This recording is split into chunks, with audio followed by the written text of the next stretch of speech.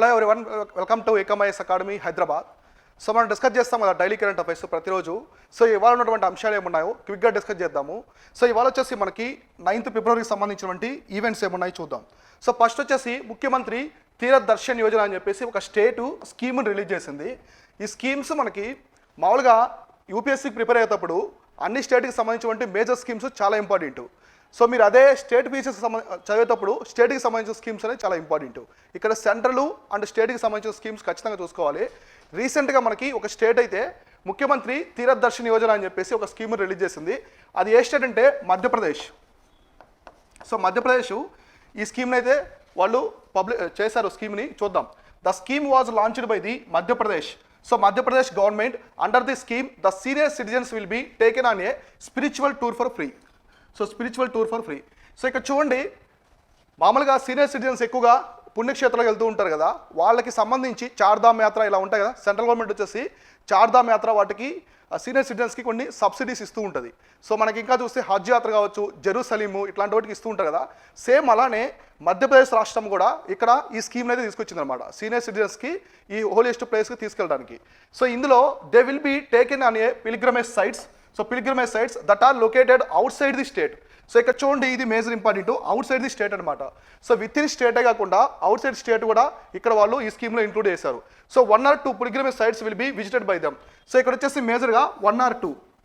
So outside state వచ్చేసి 1 or 2 pilgrimage sites అనేది ఇక్కడ అలో చేస్తారు అనమాట ఈ స్కీమ్లో. The scheme funded by the government of Madhya Pradesh. So ఇది స్టేట్ స్కీమ్ కాబట్టి కంపల్సరీ ఫండ్ మొత్తం కూడా మధ్యప్రదేశ్ స్టేట్ ఇక్కడ ఫండింగ్ చేస్తూ ఉంటుంది. The scheme is applicable only to senior citizens, that is persons of age above 60 years. So ఇక్కడ చూడండి, సీనియర్ సిటిజన్స్ అంటే age above, so age 60 years అనమాట. అంటే 60 years ఉన్న వాళ్ళకి మాత్రమే సీనియర్ సిటిజన్గా తీసుకుని వాళ్ళకి ఈ స్కీమ్ అనేది వర్తిస్తుందని చెప్పేసి గవర్నమెంట్ చెప్పింది. For women 2 years of age concession is provided. ఉమెన్స్కి అయితే ఇంకా 2 years ఆఫ్ ఏజ్ కన్సెషన్ కూడా ప్రొవైడ్ చేస్తామని చెప్పేసి వాళ్ళు ఇంక్లూడ్ చేస్తారు. సో మేల్కి అయితే 60 years ఉండాలి మినిమం, ఇక్కడ ఉమెన్స్కి అయితే 2 years కన్సెషన్ కూడా ఇస్తారు. Next, the scheme is to be implemented with in the help of IRCTC. రైల్వేకి సంబంధించిన సంస్థ ఉంది కదా ఐఆర్సిటీసీ. సో ఇది క్యాటరింగ్కి సంబంధించి కావచ్చు, ఫుడ్ సప్లై కావచ్చు, మొత్తం కూడా ఈ సంస్థ చూసుకుంటూ ఉంటుంది ఇండియన్ రైల్వేస్లో. ఇందులో వచ్చేసి వీళ్ళు ఐఆర్సిటీసీతో కొలాబరేట్ అయితే చేసుకున్నారు, ఎవరు Madhya Pradesh government. So with the help of IRCTC. So next, during the travel, the tourist will be provided with food, accommodation, bus travel cost and drinking water supply.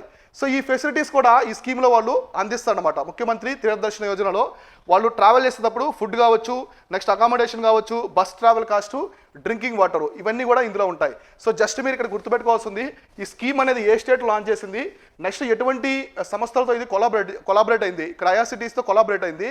Next age ఇక్కడ age ఎంత mention చేశారు senior citizen అంటే, ఈ provisions అన్ని కూడా చూసుకోవాలి మేజర్గా. So next event ఏముందో చూద్దాం. సో నెక్స్ట్ వచ్చేసి India's first hydrogen internal combustion engine. So H2IC అని చెప్పేసి ఒక కొత్త పవర్ ట్రక్ అనే దాన్ని ట్రక్స్ తీసుకొచ్చారు. ఇది ఏ కంపెనీ తీసుకొచ్చారు, దీనివల్ల ఎటువంటి అడ్వాంటేజెస్ ఉన్నాయో చూద్దాం. So Ashok Leyland. So Ashok Leyland తెలుసు కదా మనకి, ఎక్కువ బస్సెస్, ట్రక్స్ అనేది మ్యానుఫ్యాక్చరింగ్ చేస్తూ ఉంటుంది ఇండియాలో. So one of the biggest automobile company ఇది. So Ashok Leyland unveil India's first hydrogen powered heavy duty truck at Indian energy week.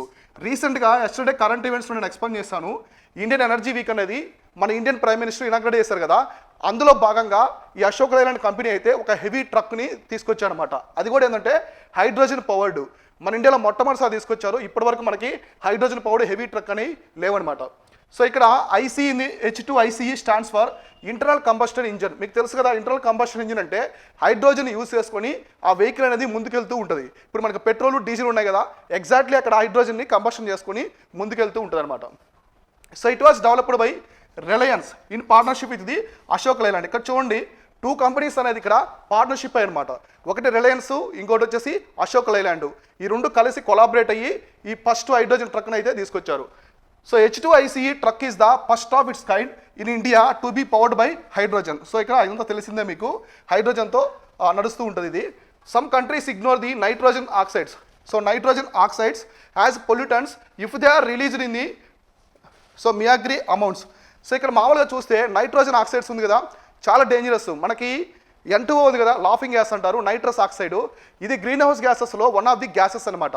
ఇది పర్యావరణానికి చాలా హాని చేస్తుంది. సో వాటిని కొన్ని కంట్రీస్ అనేవి ఇగ్నోర్ చేస్తున్నాయి. వాటిని ప్రతి ఒక్క కంట్రీ కూడా పట్టించుకొని ఆ ఎమిషన్స్ అనేది తగ్గించాలన్నమాట. So H2IC producers nitrogen oxides only if atmospheric hydrogen used. So మామూలుగా అట్మాస్ఫియర్లో కనిపించే మనకి వాతావరణంలో ఉండే హైడ్రోజన్ యూజ్ చేసినప్పుడు ఈ నైట్రోజన్ ఆక్సైడ్స్ అనేవి రిలీజ్ అవుతాయి అనమాట. So India includes the nitrogen oxides in the as the pollutant list. So India అనేది ఇప్పుడు ప్రతి దేశం కూడా కొన్ని గ్యాసెస్ని పొల్యూటెంట్స్గా list out చేస్తాడనమాట.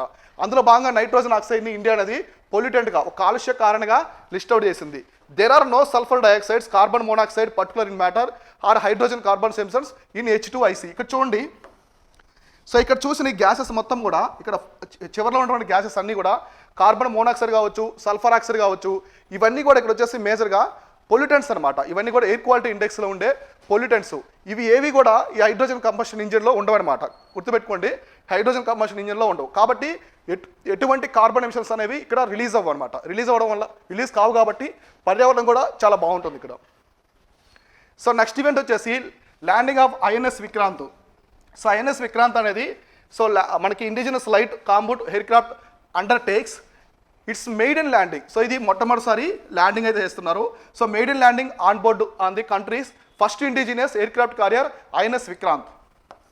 So INS Vikrant అనేది మన ఇండియాలో మొట్టమొదటి స్వదేశీ పరిజ్ఞానంతో చేసినటువంటి ఇండియన్ ఎయిర్ క్రాఫ్ట్ క్యారియర్ కదా, అదైతే నిన్న ప్రారంభించారు. It is the first ever indigenously designed and constructed air craft carrier with the strength in the country stand of the blue water policy. So ఇక్కడ చూడండి, blue water policy. So blue water policy అంటే maritime బౌండరీకి సంబంధించినటువంటి విషయం అనమాట. Maritime బౌండరీని సంరక్షించడం కావచ్చు, ఎటువంటి యుద్ధం వచ్చినప్పుడు ఈ బ్లూ వాటర్ పాలసీని ఎక్కువగా యూజ్ చేస్తూ ఉంటారు. కాబట్టి ఇక్కడ బ్లూ వాటర్ పాలసీని అయితే భాగంగా ఈ INS విక్రాంత్ అనేది తీసుకొచ్చారు. Next the ship has been designed in house by India's navy's warship design bureau and constructed by Cochin shipyard limited. ఇక్కడ మీరు గుర్తుపెట్టుకోవాల్సింది ఇదనమాట మేజర్గా, Cochin shipyard limited. So INS విక్రాంత్ని మ్యానుఫ్యాక్చరింగ్ చేసింది ఎవరంటే, డిజైన్ చేసి మొత్తం మ్యానుఫ్యాక్చరింగ్ చేసింది ఎవరంటే కొచ్చిన్ షిప్ యార్డ్ లిమిటెడ్ వాళ్ళు అయితే మ్యానుఫ్యాక్చరింగ్ చేశారు.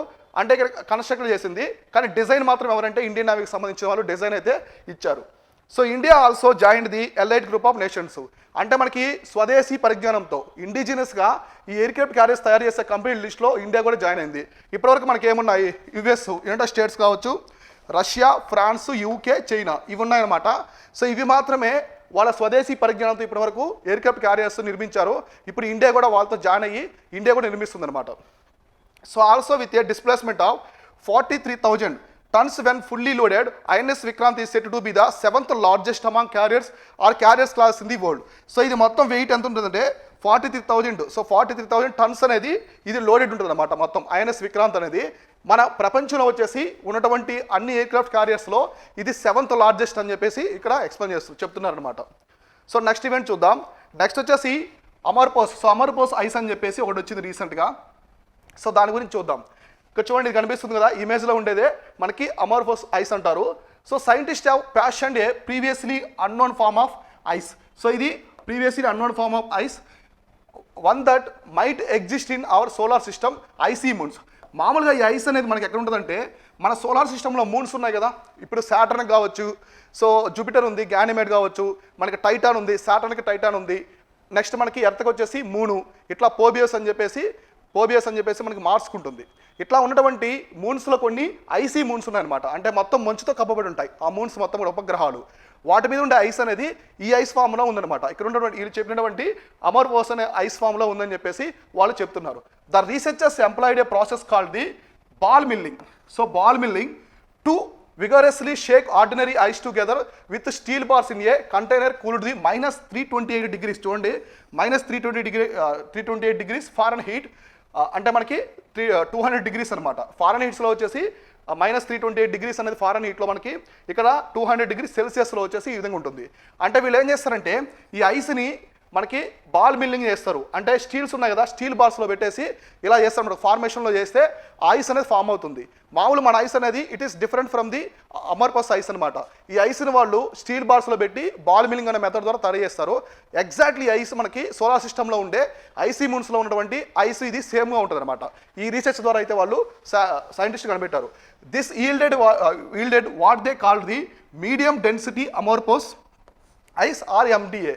సో వీళ్ళు తయారు చేసినటువంటి దీన్ని ఏమంటారంటే మీడియం డెన్సిటీ అమోర్ఫస్ ఐస్ అంటారు, షార్ట్ కట్ వచ్చేసి ఎండి అంటారు. సో విచ్ లుక్ లైక్ ఇది ఫైన్ వైట్ పౌడర్. సో మనకి వైట్ పౌడర్ ఉంటుంది అలా ఉంటుంది. ఇక్కడ చూడండి మొత్తం కూడా ఇదేదో వైట్ పౌడర్ లాగా కనిపిస్తూ ఉంటుంది మనకి ఈ ఐస్ మొత్తం కూడా. ఇక్కడ స్టీల్ బాల్స్ ఉన్నాయి. స్టీల్ బాల్స్లో ఇది మిక్సింగ్ చేసి బాల్ మిల్లింగ్ మెథడ్ ద్వారా తీసుకొస్తారు. So amorphous ice consist of water molecules arranged in a disorder state. ఇక్కడ మాలిక్యూల్స్ అనేది ఆర్డర్ స్టేట్లో ఉండవు, మన కామన్ ఐస్లో ఉండే ఆర్డర్ స్టేట్లో ఉండవు. It is different from the common ice అనమాట. మాలిక్యూల్స్ అనేవి డిజార్డర్లో ఉంటాయి. సో ఒక మెథడ్లో వండుకున్న డిఫరెంట్గా డిజార్డర్లో ఉంటాయి with no large regularity of their orientation positions. So దాని యొక్క పొజిషన్స్ ఇప్పుడు మాలిక్యూల్స్ అనేవి డిజార్డర్లో ఉన్నాయంటే ఆటోమేటిక్గా పొజిషన్స్ కూడా డిజార్డర్లోనే ఉంటాయి. The kind of ice is most often found in the space. So మనం చెప్పినట్టుగా ఐసీ మూన్స్లో ఉన్నట్టుగా మనకి స్పేస్లో ఉంటాయన్నమాట. ఈ ఐస్ అనేది ఎక్కువగా మనకి స్పేస్లో సోలార్ సిస్టంలో ఐసీ మూన్స్ మీద ఉన్నటువంటి ఐస్ అనమాట. సో నెక్స్ట్ ఈవెంట్ ఏముందో చూద్దాం. సో నెక్స్ట్ వచ్చేసి ఆపరేషన్ సద్భావన. సో రీసెంట్గా ఆపరేషన్ సద్భావన అని చెప్పేసి ఉదాహరణ తీసుకొచ్చారు. ఇది ఎక్కడ తీసుకొచ్చారంటే జమ్మూ అండ్ కాశ్మీర్లో తీసుకొచ్చారు. సో జమ్మూ అండ్ కాశ్మీర్లో తీసుకొచ్చారు. Operation Sadbhavana goodwill. So meaning వచ్చేసి సద్భావన అంటే గుడ్ విల్ అని. Is an unique human initiative undertaken by the Indian army. So undertaken by the Indian army in the state of Jammu and Kashmir. So ఇప్పుడు UT to address the aspiration of people affected by scourge of terrorism sponsored and abetted by Pakistan. So Pakistan sponsor terrorism ఉంది కదా. So Pakistan ఏం చేస్తుందంటే దాడులు చేయడమే కాకుండా Jammu and కాశ్మీర్లో ఉంటున్న యూత్ని సో వాళ్ళు వచ్చేసి బ్రెయిన్ వాష్ చేస్తారనమాట. సో ఒక ఐడియాలజీ తీసుకురావడము, ఐడియాలజీ ప్రకారం వాళ్ళని బ్రెయిన్ వాష్ చేసి ఇండియన్ ఆర్మీ వైపు పంపిస్తూ ఉంటారు. సో మనకి ఇండియన్ ఆర్మీ మీద స్టోన్స్ వేస్తుండడం కానీ ఇంకా వాళ్ళకి ఇన్ఫార్మల్గా ఉండడం టెర్రరిస్ట్కి ఇట్లాంటివన్నీ కూడా ఈ యూత్ని అట్రాక్ట్ చేస్తారనమాట వాళ్ళు టెర్రరిస్టులు. సో దాన్ని తగ్గించడానికి అటువంటి మెథడ్ని కంప్లీట్గా రూట్అవుట్ చేయడానికి ఈ ఆపరేషన్ సద్భావన దాన్ని తీసుకొచ్చారు. The unique operation has provided succor to the large section of the population in the state.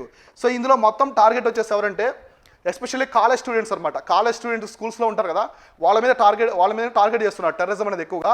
కాబట్టి మన ఇండియన్ గవర్నమెంట్ ఇండియన్ ఆర్మీ ఏం చేస్తుందంటే ఆ స్కూల్ పిల్లలు ఉంటారు కదా, స్కూల్ కాలేజెస్లో ఉంటారు కదా, ఆ స్టూడెంట్స్ మొత్తం మీద ఫోకస్ పెట్టి దీన్ని తీసుకొచ్చారు. గుడ్ విల్ అని చెప్పేసి ఆపరేషన్ సద్భావన అని చెప్పేసి ఒక స్కీమ్ అనేది తీసుకొచ్చారు.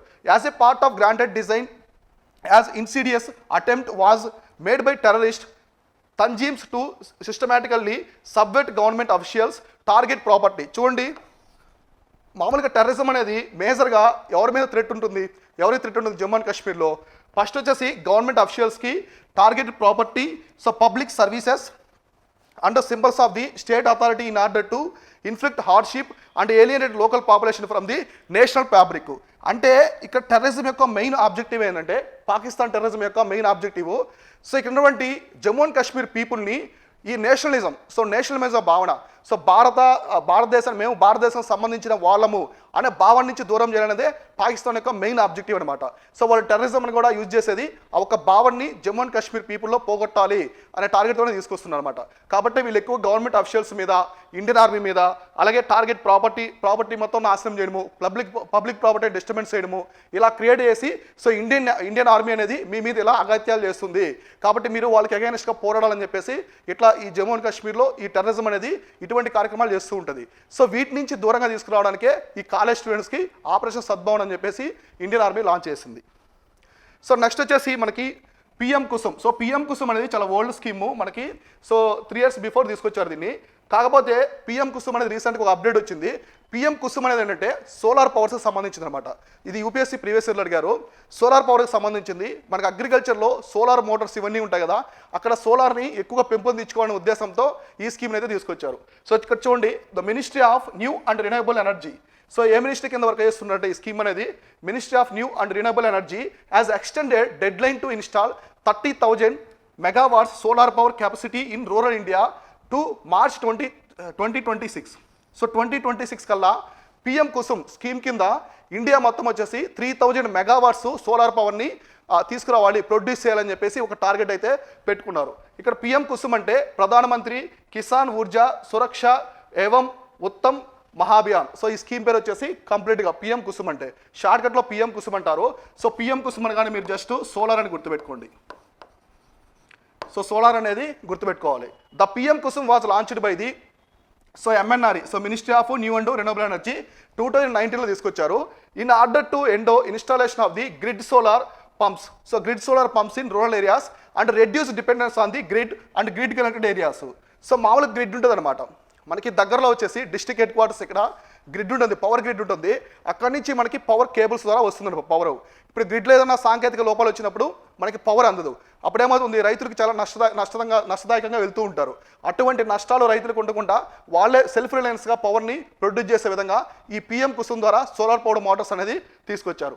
సో నెక్స్ట్ ఇందులో మెయిన్ కాంపోనెంట్స్ ఏమున్నాయంటే 10,000 megawatts of decentralised ground mounted grid connected renewable power plants.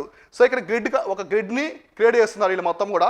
అందులో 10,000 mega power hour decentralised ground mounted grid అనేది కనెక్ట్ అయి ఉంటుంది. So next installation of the 20 lakh solar powered agriculture pumps.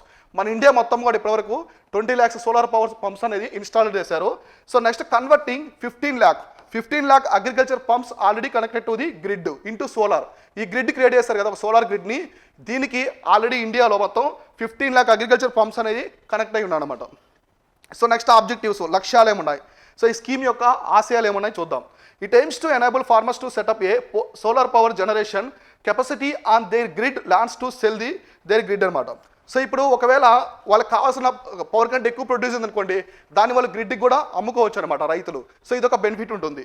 తర్వాత it also seeks to increase the income of farmers by allowing them to cell surplus power. So ఈ surplus power అనేది అమ్ముకోవడం వల్ల రైతులకు కూడా ఆదాయదాయకంగా ఉంటుంది అనమాట. ఇటు పంట దిగుబడి నుంచి హార్వెస్ట్ నుంచి వచ్చే ప్రాఫిట్ ఉంటుంది, నెక్స్ట్ ఇలా ఈ పవర్ని ఎక్సెస్ పవర్ని సో సెల్ చేయడం వల్ల కూడా ప్రాఫిట్ ఉంది అనమాట.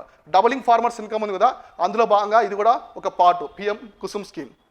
సో ఇవి వచ్చేసి వాటి డైలీ కరెంట్ అఫైర్స్. రేపు ఇంపార్టెంట్ డైలీ కరెంట్ అఫైర్స్ ఏమున్నాయో ఒక్కొక్కటి క్లారిటీగా డిస్కస్ చేసుకుందాం. Thank you all.